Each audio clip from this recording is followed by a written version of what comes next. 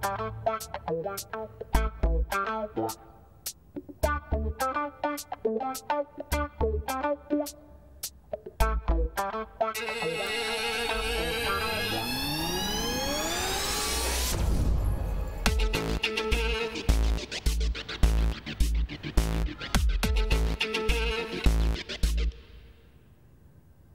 Reception. सामने वाले hospital का नंबर लगाएंगे? हेलो, ये हॉस्पिटल है? आपके हॉस्पिटल में कैजुअलिटी है ना? एम्बुलेंस है? ड्राइवर भी होगा?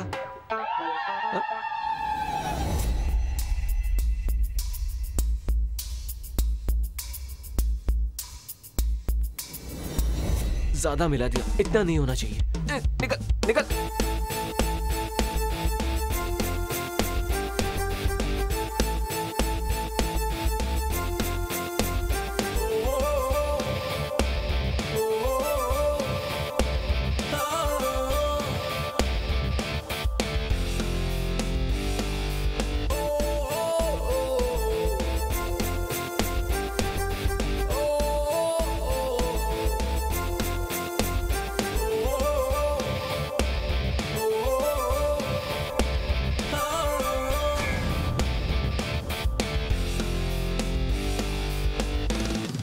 सर, आपको कुछ चाहिए तो हमें बताना। फिलहाल कुछ नहीं चाहिए। हाँ ठीक है। कुछ चकना वकना चाहिए क्या? बोला ना कुछ नहीं चाहिए। ओह ठीक है सर, ठीक है। ये आदमी तो बड़ा कंजूस है। अरे सुनो। हाँ, एक मिनट इधर आओ। हाँ कहिए सर। नीचे पब्लिक है ना? क्या हुआ सर? मतलब अचानक किसी को हॉस्पिटल ले जाना पड़े तो।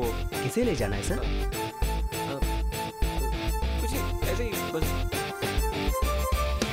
ये आदमी कंजूस के साथ साथ पागल भी है।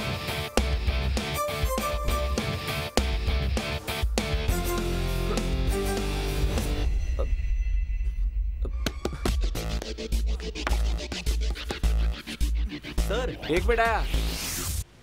हाँ, आपसे मिलने कोई आदमी आया है सर। सर आप इसी सर को मिलने आए हैं ना? हाँ सर, मैं इसी को ढूंढ रहा था सर। ठीक है आप सर। जाओ। हाँ? सर आप यहाँ क्या कर रहे हैं सर?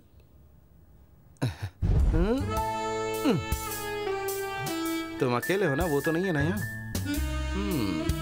अच्छा अच्छा, छुपा के रखा है। तुम्हारी बाइक बाहर खड़ी देखकर मुझे डाउट हुआ कि होटल में रूम लेने की तुम्हें क्या जरूरत पड़ गई। नहीं, मैं तो यूं ही। समझ गया, मैं अच्छे से समझ गया। वो मैं करोड़पति बनने की खुशी में ऐश करना चाहता था ना, वो भी अकेला। मुझे भूल गए ना? क्या सोचा था कि मोबाइल स्विच ऑफ कर दोगे तो मैं तुम्हें ढूंढ नहीं पाऊंगा? और तुमने रोज को थैंक्स भी नहीं बोला। ये कोई बात होती है? कैसा दोस्त है? तुम्हारा फोन नहीं लगा तो उसने मुझे 3-4 बार फोन किया। दरअसल मेरा फोन खराब हो गया था। मैं तुम्हारी बात समझा नहीं। कौन बन गया करोड़पति? अब इसका मतलब तुझे नहीं पता? हमने विंडमिल का जो टेंडर भरा था ना, तुझे याद है ना? हमने भरा था। हाँ। वो टेंडर पास हो गया मेरे भाई। सच कह रहे हो तुम? हाँ यार, मैं कब से ये खुशखबरी सुनाने के लिए तुझे फोन कर रहा था, लेकिन तूने उठाएगा। रोज का रिकमेंडेशन बहुत स्ट्रांग था, समझा? इसलिए तुझे मिला, नहीं तो तेरे जैसे आदमी को खड़ा कौन करता। अब हम करोड़पति बनने वाला है रे, करोड़पति। क्या? अबे क्या हुआ? अबे हम नहीं, मैं। तेरा फोन है मुझे। सबसे पहले रोज को फोन करके थैंक्स कहता हूँ। तू भले ही करोड़पति बन जा, लेकिन ये मत भूलना कि मैंने भी तेरा साथ दिया मेहनत में। इस कमरे में बहुत गर्मी है।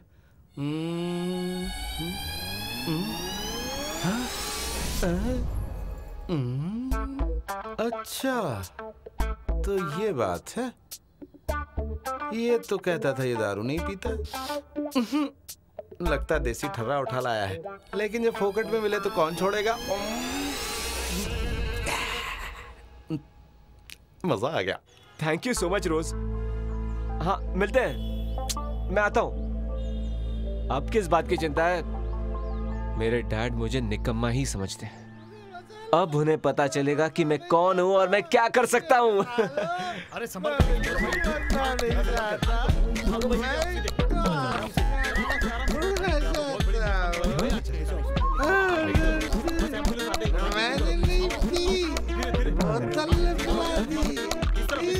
हो गया इसे? वो आदमी यहाँ खुदकुशी करने आया था, अब वो हत्यारा हो गया। ओह शिट, उसने मेरा ड्रिंक पी लिया।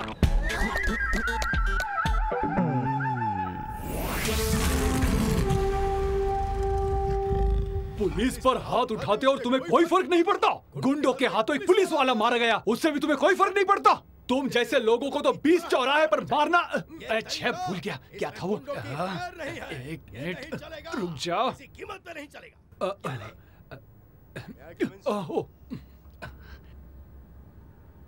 यस कम इन। छे, ये लोग भी कभी भी आ जाते हैं। सर तुम्हें बताया था ना कि मुझे डिस्टर्ब नहीं करना। तुम्हें समझ में नहीं आता क्या? Sir glucose. मुझे ग्लूकोज नहीं चाहिए। ग्लूकोज सर, ग्लूकोज नहीं। अपने डिपार्टमेंट के एसआई लुकास आए हैं। अच्छा, उस लड़के का हाँ पिताजी। सर, वो आपसे कोई जरूरी बात करना चाहते हैं। क्या बात करना चाहता है मुझसे? एक होटल के रूम में अपने दोस्तों को बुलाकर उनके ड्रिंक्स में जहर मिलाकर मारने की कोशिश करने वाले लड़के के बाप से मैं क्या बात करूं, तुम ही बताओ। हाँ?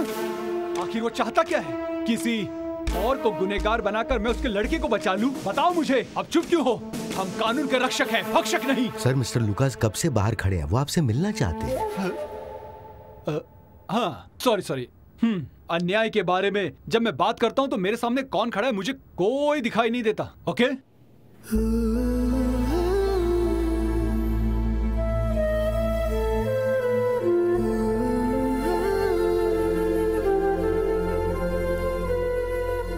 लुकास सर जरा सावधान रहना, एसीपी थोड़ा टेंशन में है।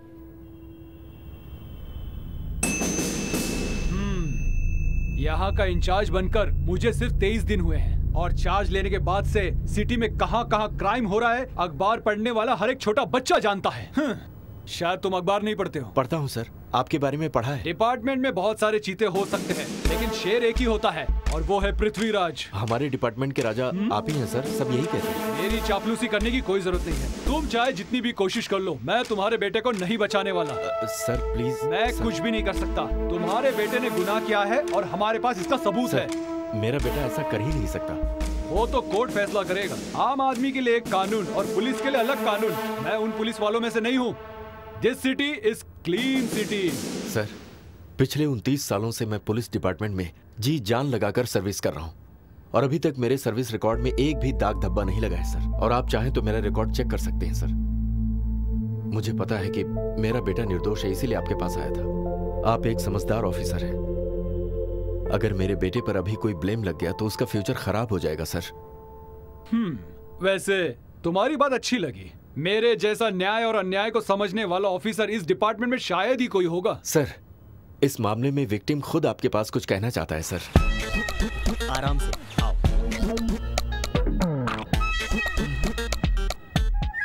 सर सच्ची बात यह है कि वो मुझे मारना नहीं चाहता था। सर जो ने खुदकुशी के लिए दारू में जहर मिलाया था और वो दारू मैंने पी ली। ये बात सही है सर, वो बेकसूर है।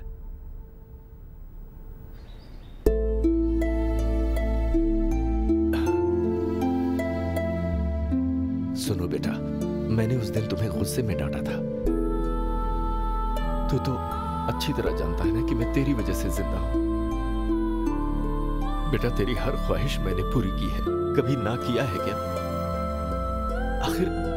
आखिर तूने ऐसा किया क्यों? सॉरी पापा।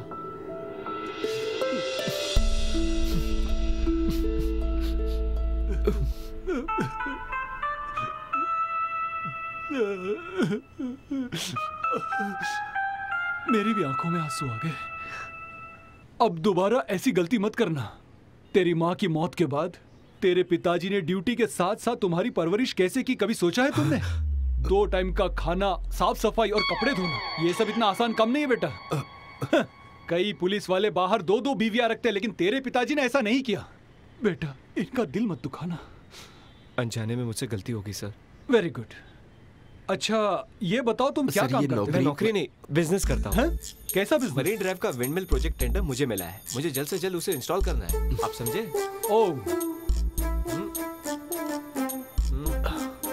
और ये कोई छोटा मोटा प्रोजेक्ट नहीं है। Very good, my best wishes. Okay thank you sir. कोई भी प्रॉब्लम हो तो मुझे बताओ, ठीक है? Sure sir. All the best.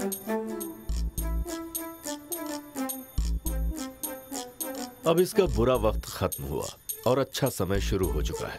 Wind mill project से इसकी जिंदगी में बहार आने वाली है।